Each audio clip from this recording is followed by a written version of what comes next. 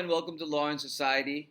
Today we're going to do a brief talk about how the defendants in the Georgia State RICO case are all going nuts about who wants to sever the case and who wants to keep it together, and effectively creating a mishmash of how to deal with this RICO case. So if you're new to my channel, please like and subscribe, and let's get started. The Georgia RICO case is a conspiracy that involves these 19 people who have been indicted. All those 19 people don't have to have committed all the acts together and have knowledge of all the acts.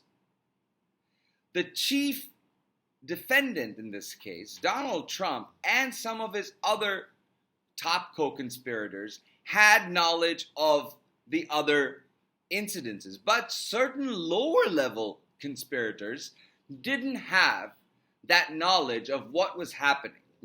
Like Kenneth Chesebro and Sidney Powell argued that their cases have nothing to do with each other because Kenneth Chesebro wrote the fake electors memo and had never met Sidney Powell, and Sidney Powell in Coffee County effectively implemented the fake elector scheme. So the scheme here that Georgia DA has charged these 19 people with is a broad racketeering,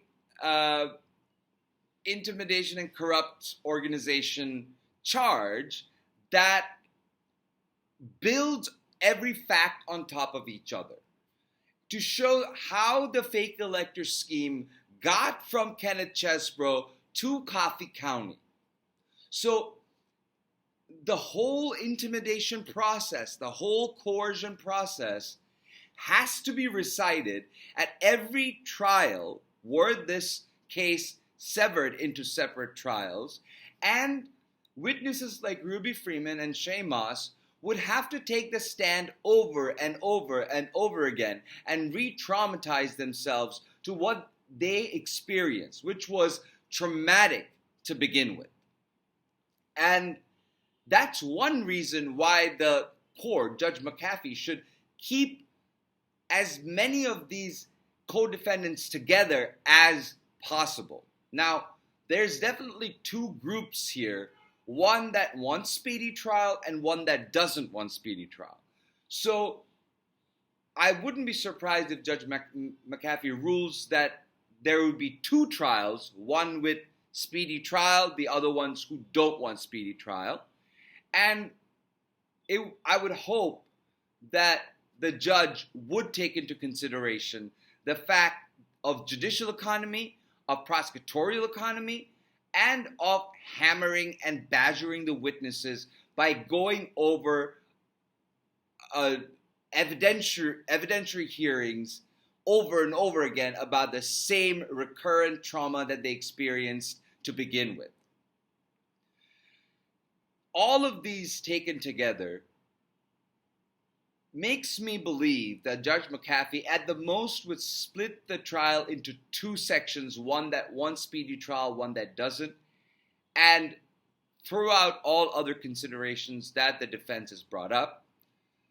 Fani Willis and her office insist that they should try the whole case as one, but because there's such a huge chasm between prosecution and defense, where half of them want to do something different, two of them want to do something different, three of them want to do something different, that I believe that having two trials and setting that on the basis of speedy trial and the people that didn't want the speedy trial would be the easiest way for Judge McAfee to rule on this.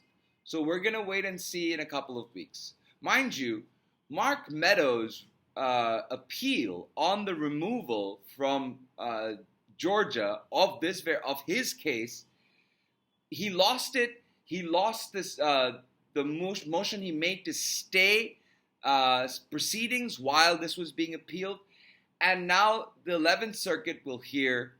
I think it's the 11th Circuit will hear Mark Meadows' removal ruling. And I believe that Mark Meadows will lose on the removal ruling in appellate court as well, but he's not doing it for the merits of this particular claim.